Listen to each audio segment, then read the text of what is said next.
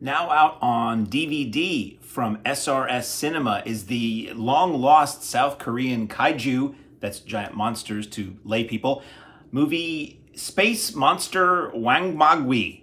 WANGMAGWI? Wagamangi. Space Monster WANGMAGWI. Sorry if I pronounced that wrong, but you know, that's my tack. I just don't pronounce anything correctly. So this is a film that was thought lost. I'm drawing on what the extras told me here. I'm not an expert on Space Monster WANGMAGWI, but I think I'm a lot better informed thanks to this release. So SRS Cinema has released this on DVD. This is a really nice transfer of this thought-lost film that was hard to see for decades. Released, I guess it was the first live-action giant monster film made in South Korea. Released in '67, if I didn't say that already. And I guess it just beat Yongari to the punch. Like there was some kind of lawsuits from the Yongari people because it was too similar to Yongari or might have stolen some things or something like that. But at any rate, long thought lost, SRS Cinema worked with the owners of the surviving print of this to put out this release, and it's a really nice release. What is this film about? Do I need to tell you what it's about? It's a giant monster movie. Sure, I'll tell you what it's about. So aliens hovering above the earth with nefarious deeds in mind, wearing these space helmets, even though they're inside a spaceship, wearing space helmets, decide to send this beast down to earth to wreak havoc, sort of as a first volley in an attempt to take over control and invade the earth. They're going to send this space monster down, which is the same size as them in the spaceship, but when they send it down to earth, it's going to grow larger and angrier, which is kind of what you want in a giant monster movie. You would want the monster to be large and not totally content with its surrounding, or else it would just kind of sit there and eat trees. So we have the space monster is sent. It disrupts the lives of all who are living in Seoul at the time, who are trying to, I don't know, go to work and plan weddings and things like that. And we have a couple characters that we follow in this film, cutting back and forth against the monster mayhem, because it can't just be monster mayhem. We always wish there was a little more monster mayhem in these movies, but when it's nothing but monster mayhem, that gets kind of boring. So these films always have to walk that fine line of the balance between the human characters and the monsters. So you have a young military pilot who's about to be wed to his betrothed, and she's all excited about the wedding. And wouldn't you know, this space monster has to show up and thwart the plans of the wedding. And there's actually a pretty... So, okay, I went into this movie taking it seriously, as I do everything, even if it's ridiculous. Most of these films, most of them, were made to be taken seriously. And I'm not quite sure that this one was. There's a lot of comedy and ridiculousness in this film. So as it went on, I'm like, oh, this is kind of funny, haha, this silly movie. And then I'm like, oh, no, wait a minute, this is on purpose. And it is pretty funny. So there is a sequence where the bride-to-be is all getting ready for her wedding, and the town's evacuating, and they're like, you need to get out of here. You need to evacuate. Seriously, everybody's gone. And she's like, but it's my wedding. And she and her mother are still going through with the wedding. They're all dressed up for this wedding, and everybody else is screaming, running through the streets. Eventually, they realize that no, her husband-to-be is not going to make the wedding because he's in a fighter pilot. He's in a jet, and he's trying to shoot this giant monster off the face of the earth. And he's a little indisposed at the time. So eventually, I'm not going to tell you the whole story. Eventually, the bride-to-be and her mother are running through the streets, and they keep falling repeatedly. And I'm just like, ladies, take the shoes off and run. And the space monster WANGMAGWI, much like Fei Ray in King Kong, which this film does reference, scoops up the bride-to-be and just carries her around for most of the duration of the film. He does all these various things, and you're like, surely he's not still holding on to her. And they'll cut to the shot of her in the giant palm. Also, there is this little street urchin boy who's ransacking a house and sees the monster coming and grabs a shiv and decides to climb up the exterior of this space monster, crawl in its ear, and then just decide to take it down from within. So he's slashing and burning inside this monster who's going, just got,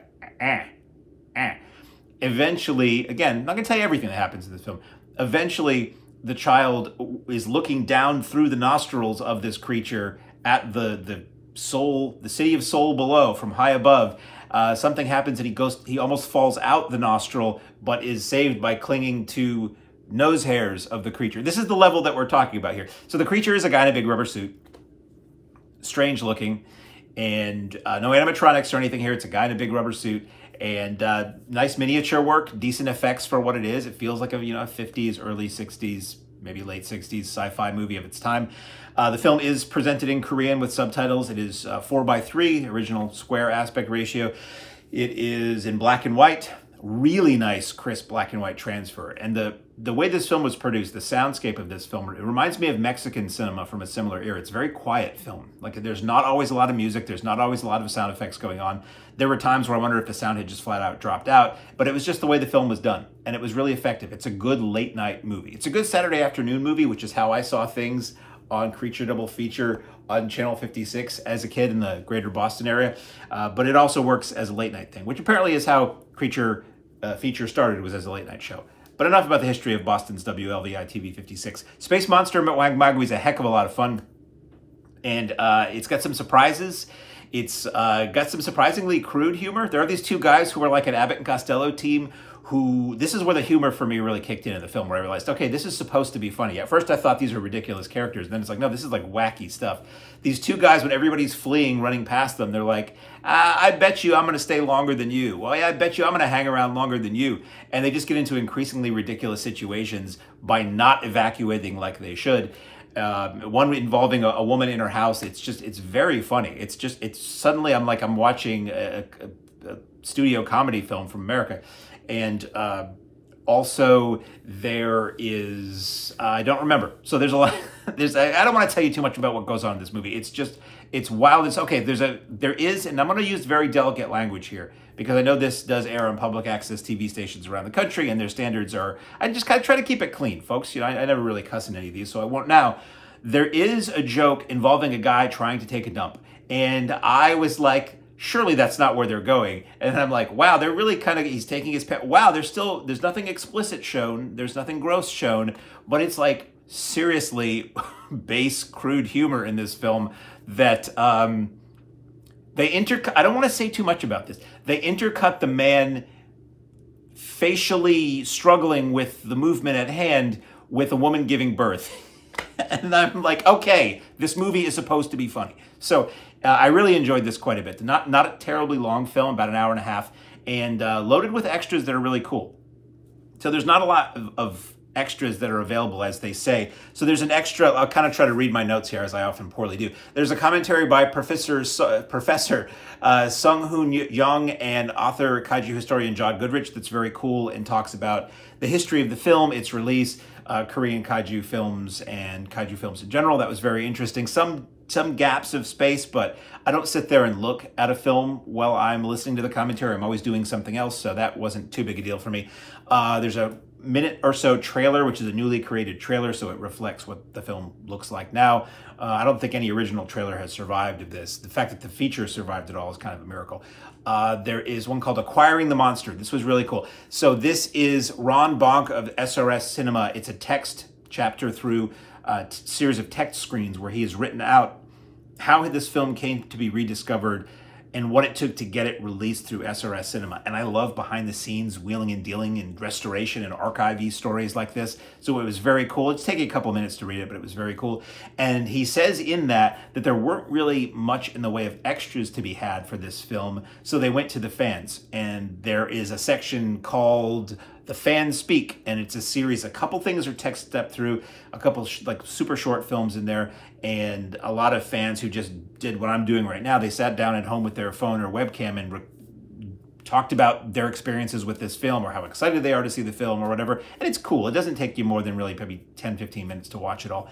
And I think that's it. Let me see. There are SRS trailers. Those are trailers for other giant monster kaiju type films that have been released by SRS Cinema. And I can give you, if you pardon me, be awkwardly not figuring out how to have an actual teleprompter, Howl from Beyond the Fog. These are all contemporary kaiju, retro kaiju style films that SRS Cinema has out. Howl from Beyond the Fog, Nazura 1964, The Great Buddha Arrival, Ukenta, The Horned Monster, Raiga, God of the Monsters, Raigo, King of the Sea Monsters, Konga TNT, Zillafoot, and Attack of the Giant Teacher. Some of those actually are Asian in origin, and some are just done by people who are fans here now. So what does this look like? That's what that looks like. That's nice, fun, new artwork for the film. Front and back gives you the info on the film. Pop it open. Nothing too ornate inside.